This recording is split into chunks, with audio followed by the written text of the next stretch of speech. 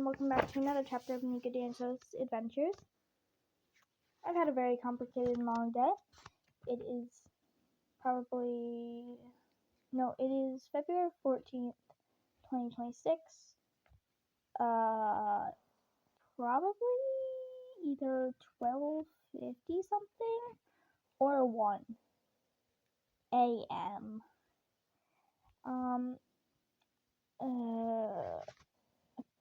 Couple minutes ago, I probably released the bonus episode chapter. I don't know why I keep calling these episodes.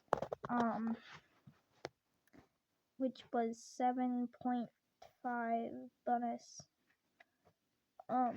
stuff for Valentine's Day. So okay. This is the 8th chapter.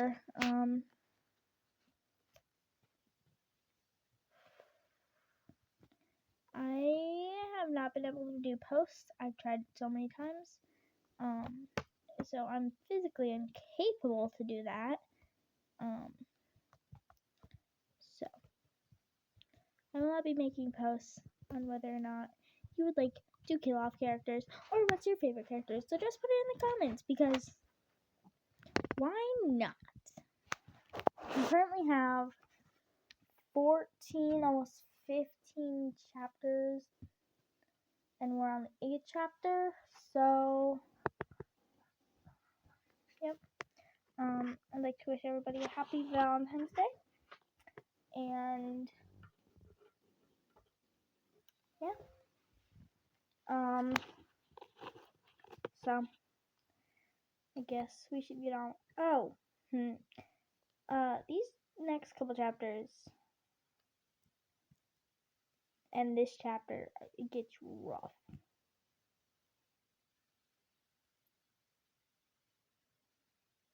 Is this chapter? I think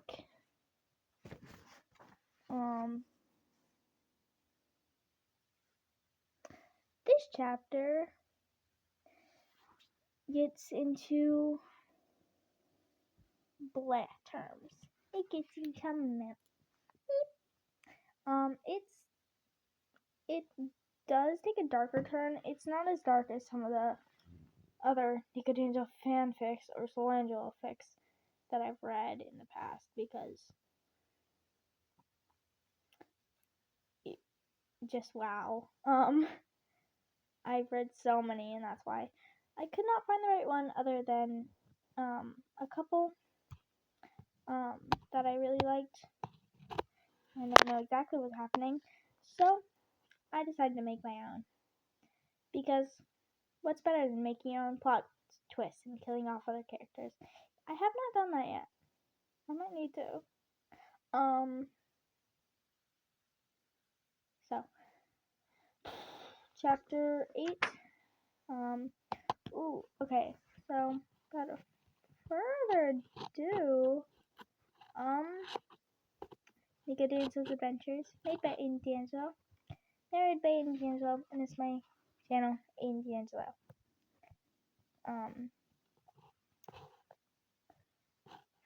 Wait, did I say Nico D'Angelo's Adventures or just Nico D'Angelo?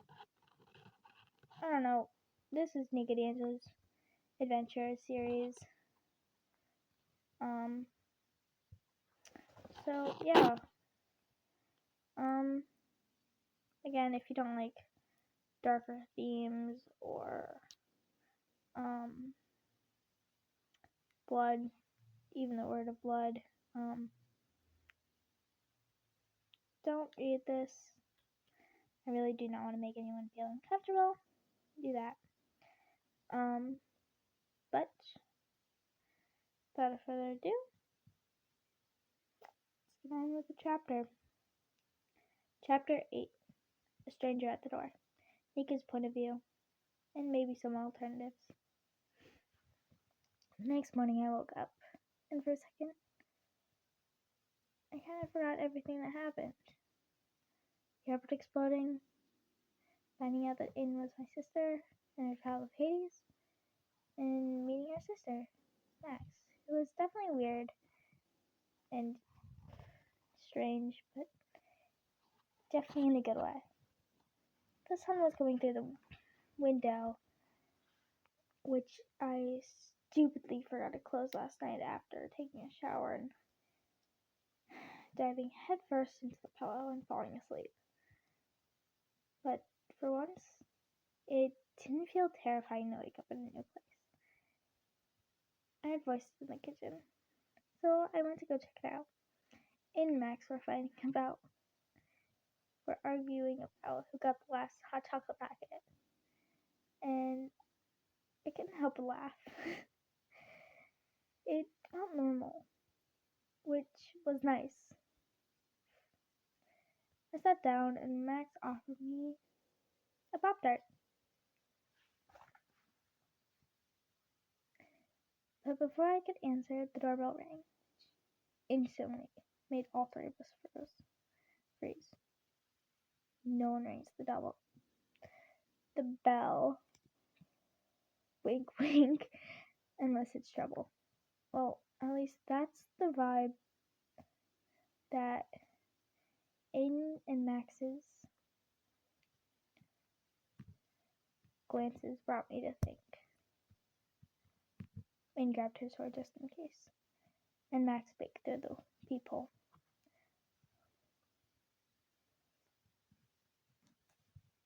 Her eyes drifted to Aiden. Should we let them in? Max said. Aiden didn't answer right away. Instead, she pressed her back to the wall beside the door. Sword hidden, but ready at all times.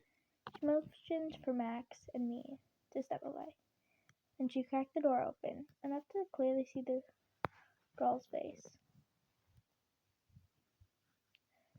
Her eyes flickered up and locked on to Aiden's, which made the intensity of the room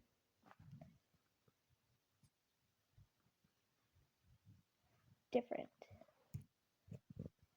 That made me shiver. Who are you? Aiden demanded, her voice edged with suspicion. What do you want? The girl shifted her weight, glancing nervously at the sword in Aiden's hand, though Aiden was trying to do her best to keep it hidden. Is this where the demigods are? My name's Riley. I need help, she said, her voice cracking a little, betraying her fear, or maybe something else. She clutched her backpack even tighter, like it was her lifeline, and narrowed her eyes, not moving from the doorway. She looked Riley up and down, searching for any signs of tricks or threats. How do you find us? How do you find us? She asked, her tone cool and wary. Riley hesitated, glanced at each of us in turn. It's a long story. I just followed the instructions. Someone left me at camp. I'm not here to hurt anyone, I swear. Please, I don't have anywhere else to go. There was desperation and honesty in her eyes. But Aiden still didn't lower her strength for a long while. Since seconds, no one spoke. And finally eased the door open a little more, but kept her sword behind her and her guard up. Come inside, but any funny business and you're out. Got it? Riley quickly nodded, relief flooding her features as she stepped across the threshold. I had a feeling our day was about to get a whole lot more complicated, and I was pretty sure things were about to get even weirder. But at least now, whatever happens, I knew I wouldn't be facing it alone. Riley set her backpack next to the couch, but keeping one strap in her hand. Casting anxious glances between us, Max tried to cheer up the mood.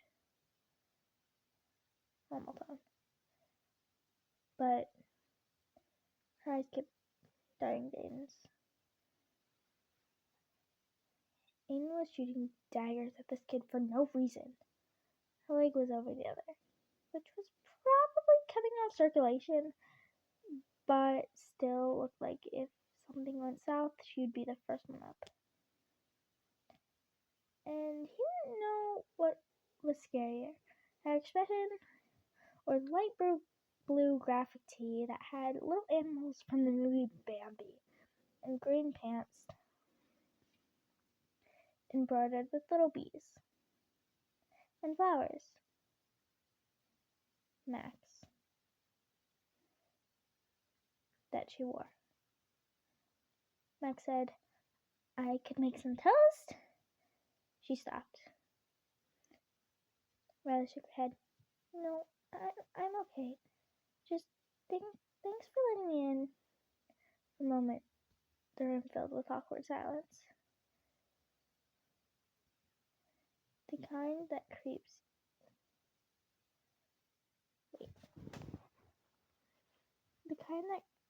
in when everyone's thinking about danger, but pretending to be normal. Aiden's glare sent chills down his back. When Aiden needed to be, she could be scary, which was probably not often because Max seemed uncomfortable. Max's eyes silently asked if she was alright. We know. I caught Max's eyes, silently asking if she was alright. But she shot me a quick, forced grin. Max finally blurted, "So, Riley, how did you get away from camp? Was someone chasing you?" Her voice was gentle but curious, and also edged with slight uncomfortability. Riley hesitated. "I don't know who left the note. There was an address and a warning. I waited until it seemed safe, then I just ran. I've been looking over my shoulder ever since." Riley twisted the strap on her backpack that was in her hand. "I'm not sure if I'm safe. Not anywhere." I glanced at Aiden, who finally stopped glaring at Riley. She quickly got up, and as she passed Nico, he could basically feel the darkness rolling off her. She was surprisingly pale, but Nico could see she was trying to pull herself together. "You're safe here. At least for now." Max patted Riley's arm awkwardly. Her tough love approach flickering beneath genuine concern. "You're one of us now. That means we're not coming up on you or letting you out of our sight, okay?" Aiden nodded. The brief cough already forgotten, but I filed it away just in case. Something was different, and I'd keep watch, just as she kept watch for me. Outside, the world might be falling apart, but inside this kitchen, just for a moment, we pretended everything was under control. Why does this chapter kind of make me want to cry?